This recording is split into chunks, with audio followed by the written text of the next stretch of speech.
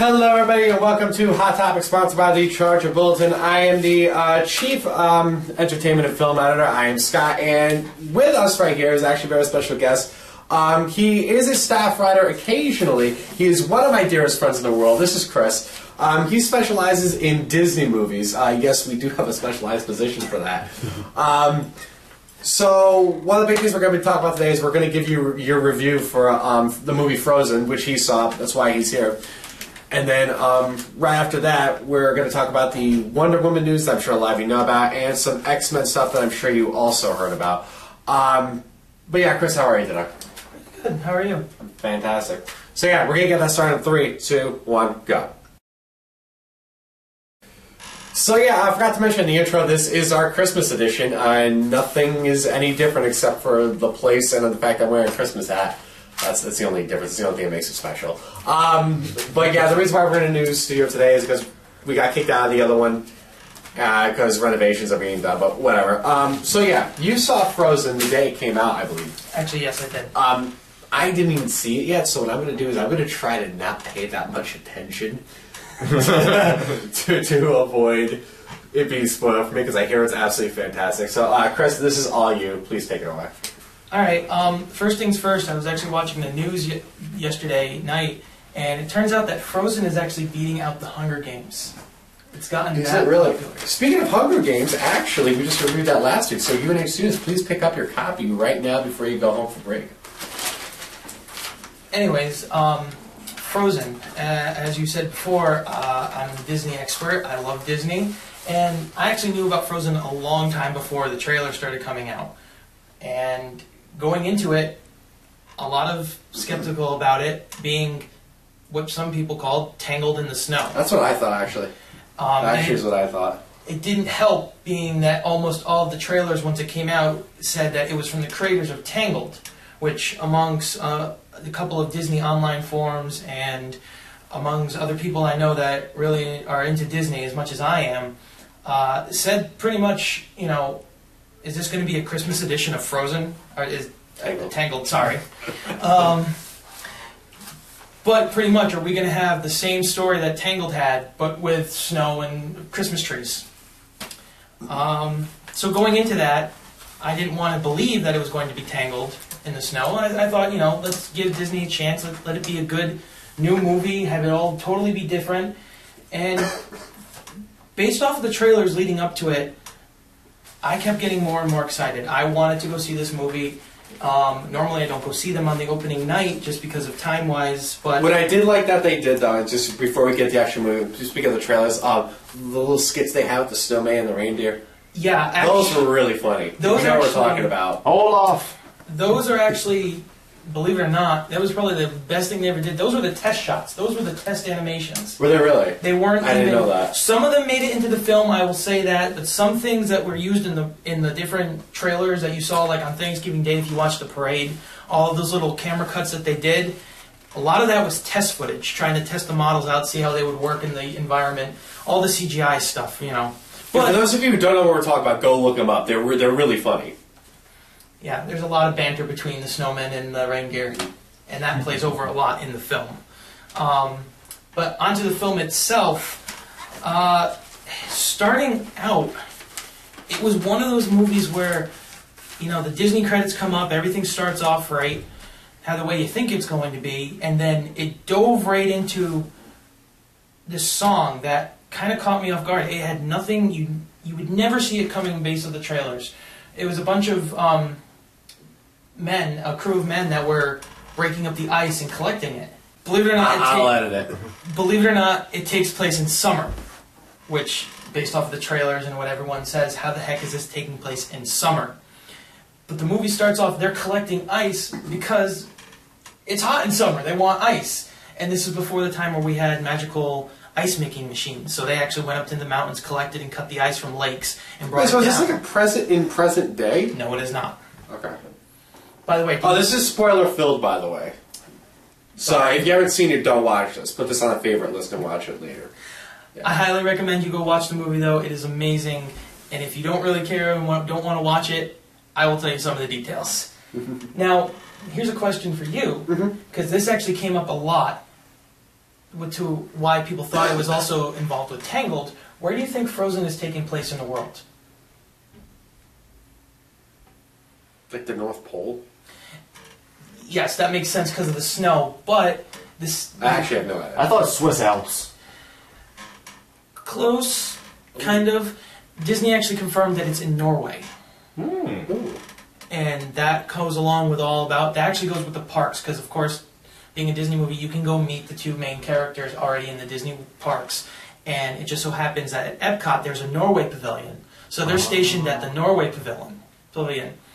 It also was confirmed by Disney saying that if you want to go on one of their Adventures by Disney, which is a paid vacation, you know, you pay Disney and they'll take you with a tour guide all around these different places around the world. Norway just opened up and it's the Frozen one. So it's in Norway, which is one difference from Tangled, which is what we suspect is Germany. Is it really? That's what I didn't even know that one off either. of. I didn't even know that one. I can't confirm or deny it, but my guess would be Germany based off of concept art and stuff like that. Anyways, back to Frozen.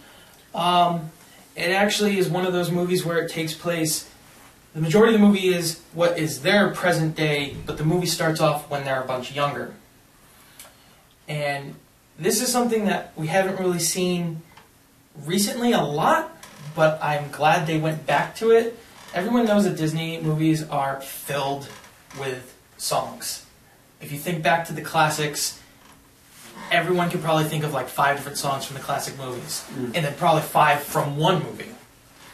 One of the trailers actually said it's the best music since The Lion King. Now, I'm not entirely sure if it's the best music since The Lion King. Disney has come out with a lot of great music, but in the aspect of how many songs are in this movie, it is close to what The Lion King has. That is what I hear a lot, is that the music is like phenomenal. Isn't like, what's her name? Idina Menzel. Idina Menzel, I can never remember that name. Which, if you guys don't know, the Broadway musical Wicked, she was part of the original cast and actually played the Wicked Witch of the West. She's very famous, very known She for this made role. that play famous. She is the reason why famous. Wicked is known around the world. And it just so happens that Disney actually got her as one of the main characters for Frozen. And anytime she is involved in a song in Frozen, it is absolutely amazing. So did she do like a Phil Collins thing where all she did was the music, or did she play the voice for an actual character? She's the entire voice and role. Okay. So I believe they did that because when she does the speaking role, it goes right into the singing voice. And you can't tell there's a difference, because in the past they've done that. There's one person do the speaking and one person does the singing, and sometimes you can tell. This one, it was straight through, and of course I enjoyed this. I enjoyed this very much because some of the dialogue in song, it didn't break. It didn't like, oh, I'm speaking to you, pause, break into song. This dialogue between characters turned into the song, and the music just kind of gradually got turned up. Okay. So, the main character, Anna, and her sister, Elsa, which is Idina Menzel's character, would just be talking about certain things. Like, there's one scene where Elsa is locked herself in her room, and Anna really just wants to see her and hang out with her sister. Anna goes and knocks on the door and starts saying, hey, do you want to come out and play, and other things like that. And it turns into a whole song. And that song actually is their time gap. It takes them from their childhood to their, I would say, semi-adults. I'm not really sure how they are. But throughout that entire song, it's a mix of going back to dialogue and back to singing. And that happens throughout multiple songs within the movie, and I think they play out wonderfully with the story. By the way, the Frozen story is based off of an older story. I believe it was a book called The Snow Witch. And Disney edited it and changed it a few here and there, just, to make it more interesting and more purposely for their movie. So before we wrap this up, we have to close with a burning question. I never asked this, so I'm not just asking. I really don't know. Where are the hidden Mickeys and hidden stuff? I kind of gotta know, because I won't find them. You have known me for so long, and he knows that I love he hidden finds Mickeys. all of them. I don't get it. I don't get it. Frozen is not a Pixar movie. It is a Disney animation movie only. So, the normal Pixar ball and things like that, I know some people that have said, oh, it's animation, it's 3D, so it's got to be Pixar. Where's the Pizza Planet? Yeah, I knew it wasn't, but are there any hidden things at all? Personally, I knew about Hidden Mickeys. I always look for Hidden Mickeys. This movie drew my attention away from them entirely. Wow. I got so caught up in the story and the songs. As soon as we got out of the movie theater, I went right onto my phone and started to look up to see if they already had the songs, like the soundtrack, online. They do actually. I know. I want to get them because I'm telling you right now, Disney actually posted this. If you want more of an inside trailer, go to Disney's Facebook page or their YouTube page and look up the song Let It Go. They have the full clip from the movie of the song Let It Go. And it's the one by Idina Menzel. Idina Menzel, yeah, it's that name. That song blew me away. And listening to that song, that is the one that I've played over and over again. It's pretty much become an obsession. All the songs are great, but that one just sticks out. That is going to be the poster for this movie. Huh? But as for Hidden Mickeys, like I said, I'm going to go back and watch it again. I'm sure I'll find something later. Yeah. But as of right now, I was so caught up in the story. Disney outdid themselves yet again. That's what we got. That's pretty much it. Sweet. So, go see it. Well, once again, I haven't seen it yet, and it's actually got me kind of excited to see it. I'll probably go like this weekend or something like that. So yeah, right now we're going to talk about a few other things. I don't think you have any clue what we're talking about. He's not really a comic book guy, so, but don't worry, he will be back later. So stay tuned for more, Chris. So you've probably heard, if you're a comic book fan, the casting of the week is Gal Gadot has been cast as Wonder Woman. Gal Gadot, for the very few of you who haven't learned by now, she is actually Miss Israel in the Miss USA stuff. So she's a model, not even an actress. And she played Han's girlfriend in the Fast and the Furious movies. She is the one who was so gorgeous you couldn't stop looking at her, then you cried when she died and fell off the plane at the end. But whatever. Okay, so, yeah, she's on Wonder Woman. It's not even a mystery anymore. They didn't say, it's not a mystery cast anymore. They just came out and said she's playing Wonder Woman. You could tell a lot of people are quite angry at that. Which I think they're a little bit more angry than I thought they were going to be, but I'll get into it. Here's the reasons why a lot of people don't like her. I'll get to my personal opinion in a second. She's not an actress, as I said. She's a model. She's just there to look good. At least that's what she did in the Fast and Furious. We really don't know if she can act. So what her ability is going to be to put up a solid role in this franchise, that's going to be the big question. Now, what you think about it? She's going to have to play that. Probably going to have to get her own spin-off movie. Because that's what they're trying to do. They're trying to build a Marvel franchise. But, excuse me. Can she do that? Well, we don't know. Because it doesn't just take good acting to carry a whole franchise. You need a lot more than that. You need like some charisma. You need to be good at it.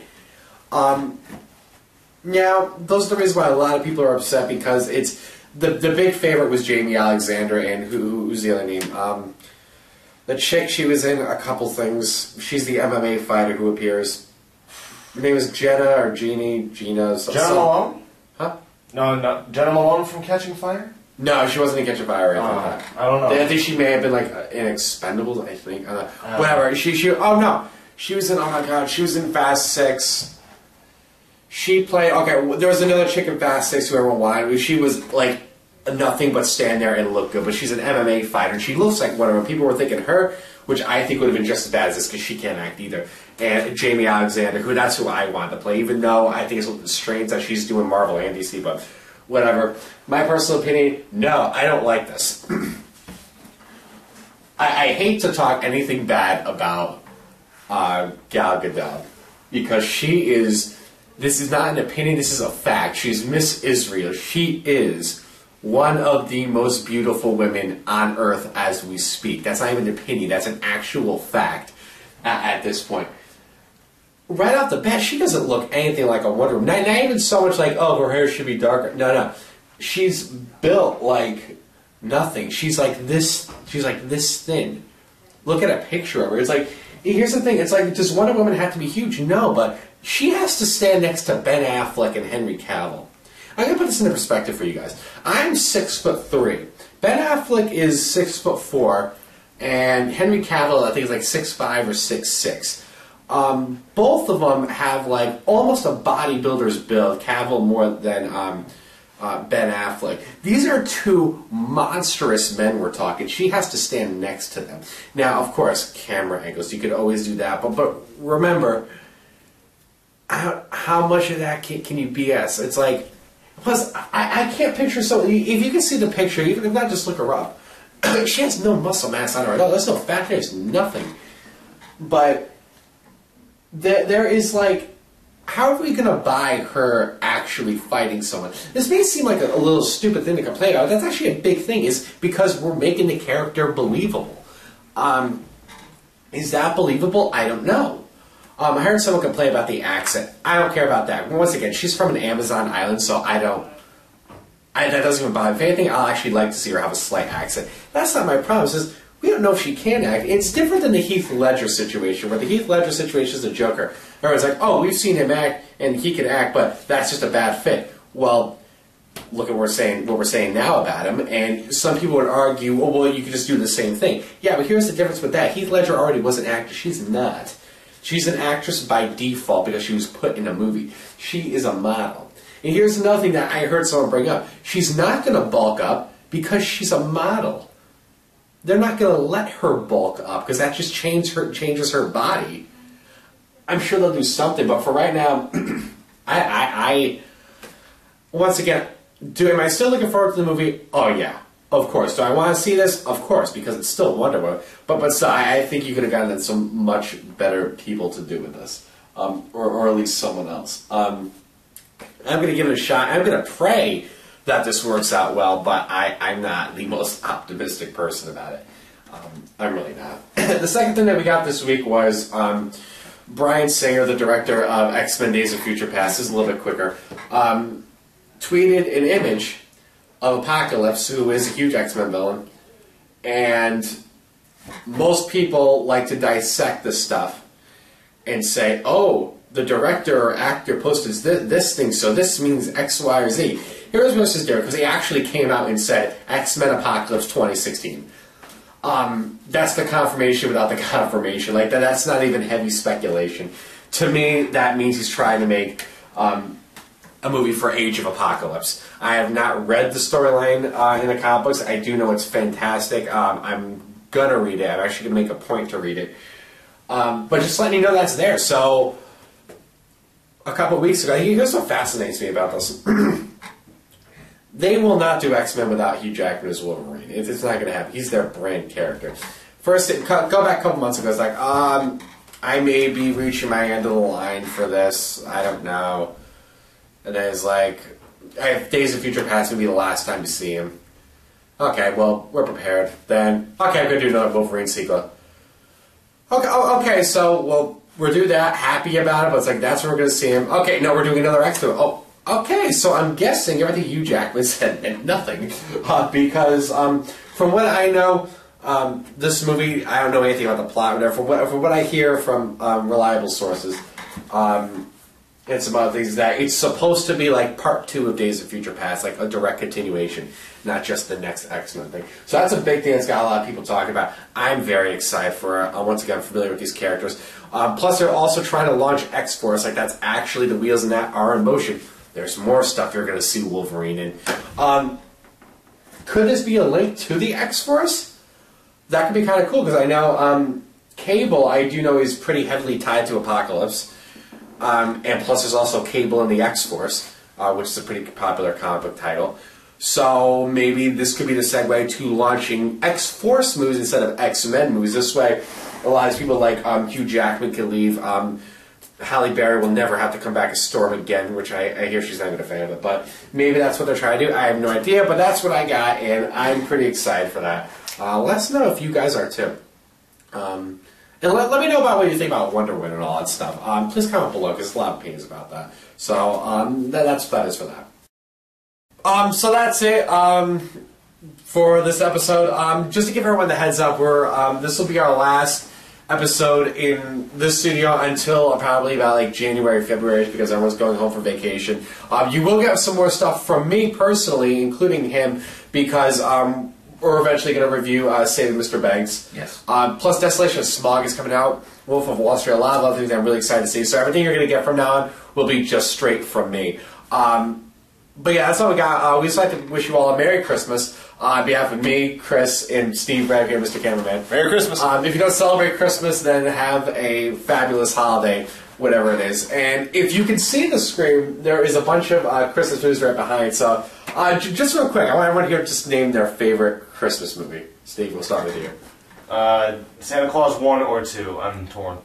Chris? Polar Express. Yeah. Santa Claus 1 for me. So you're at me, Chris. You're Oh well. Alright, please sit down, enjoy your cookies, chestnuts roasting on an open fire, and enjoy the time with your family. Sit down and watch a few movies, and yeah, happy holidays, everybody.